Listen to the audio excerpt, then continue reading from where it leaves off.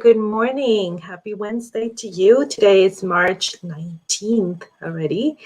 My name is Jessie with Simply Refreshing Life. I am a Christian life and mindset coach, and I come every day, every weekday at 10 a.m. Mountain Time with a Golden Nugget. I actually do this in English and Spanish. The English sessions are Mondays and Wednesdays and every other Friday, and the Spanish sessions are Tuesdays and Thursdays and every other Friday.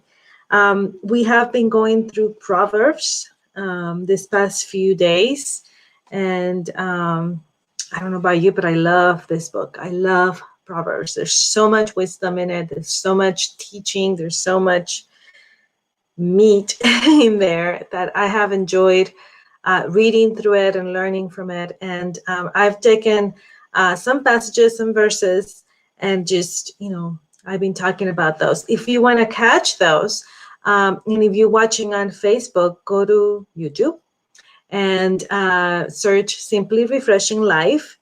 And you should be able to see, we started a few episodes ago. This is episode 47 of the Golden Nugget. And we're going to be talking about Proverbs 3:30.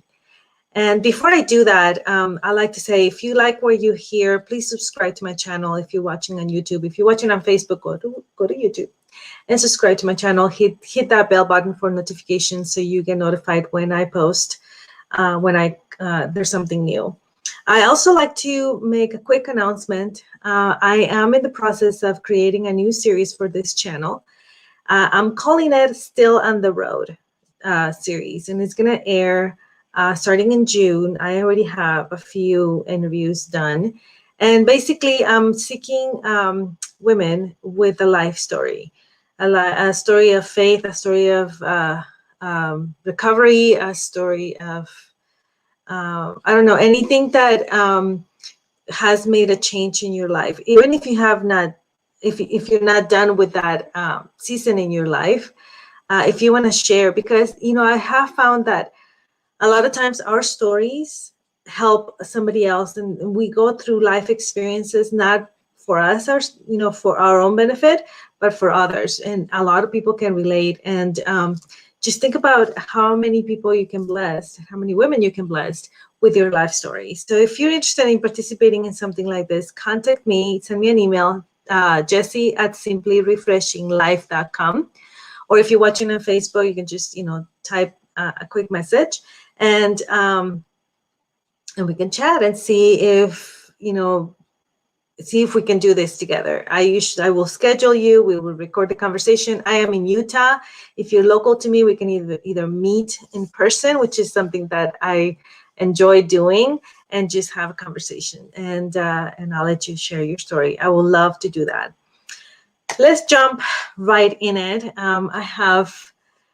This is a topic that I wanted to talk to you about, as a joke.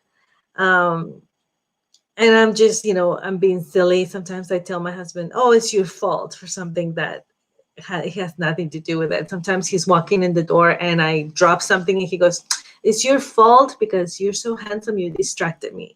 Of course, I'm just being silly.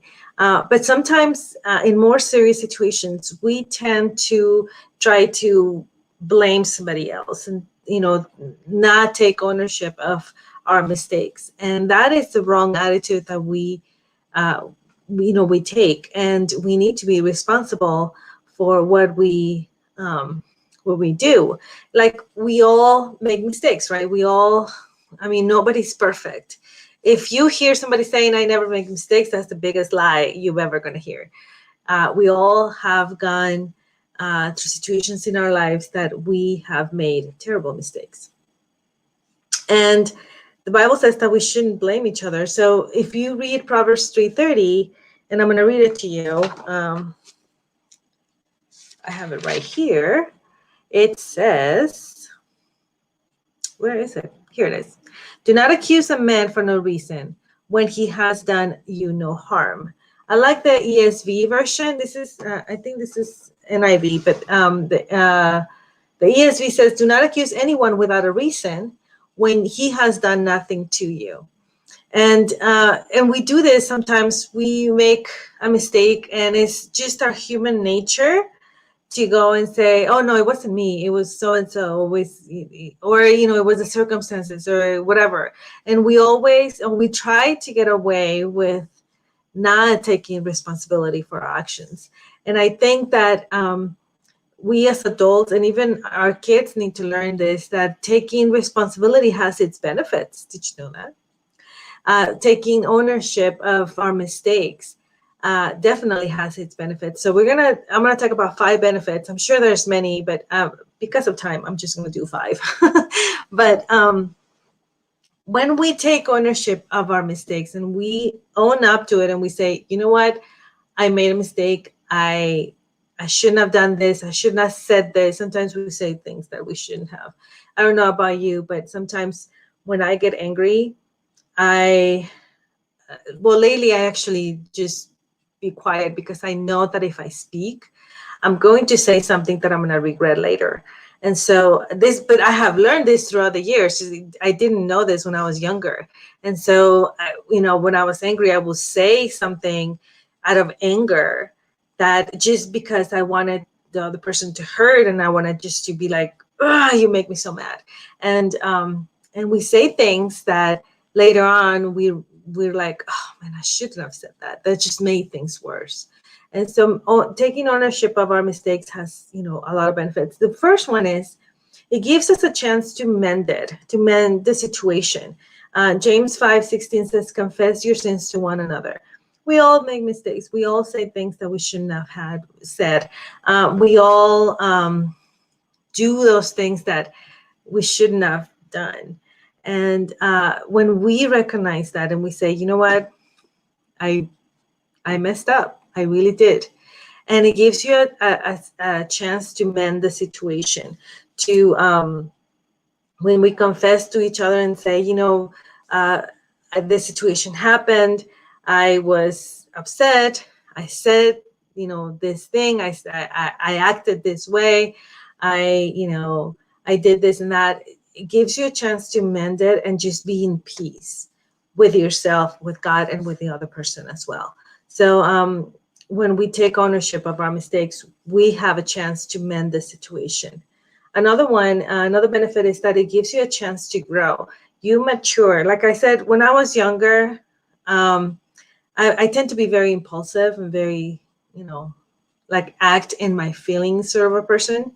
And so it has given me a chance to grow when I have taken the time to recognize, to mend it, and learn from it, and learn from the mistake that I made.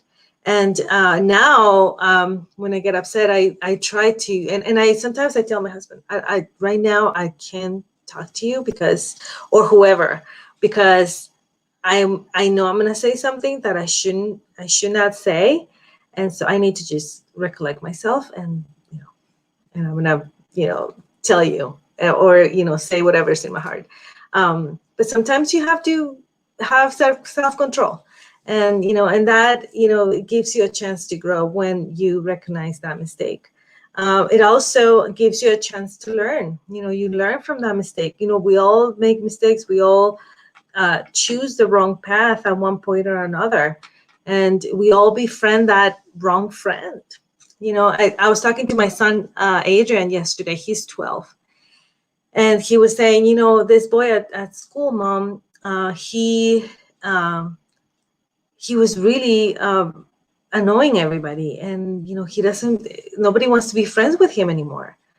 And he was telling me how at the beginning of the year he tried to be his friend, and and he says, but about 2 or 3 weeks later, he was just being very rude to me, and I had to stop. I don't want to. I shifted. He said those were his words. I shifted toward this other friend, and now we're good friends. But I couldn't be his friend anymore because he was just being hurtful. And it gives him a chance to learn. It gave him a chance to learn to be, a good friend to this other boy. And then he learned that he had to be careful with his heart, with his feelings, and not just trust anybody. And that's a lesson that he had to learn on his own. I couldn't have, done it better, because, those are life lessons, right? And so you learn who to trust. You learn that sometimes you trust the wrong person. And yes, sometimes you get hurt, but you learn from that mistake. And you're like, okay, I have to then shift, like he said, to this other person. It also makes us humble. Colossians 3:12 says that we need to put compassionate hearts, kindness, and humility. Uh, it takes a lot to recognize our mistakes sometimes. And, you have to be very brave. And sometimes we mess up so badly that you're like, oh my God, I can't believe I did that.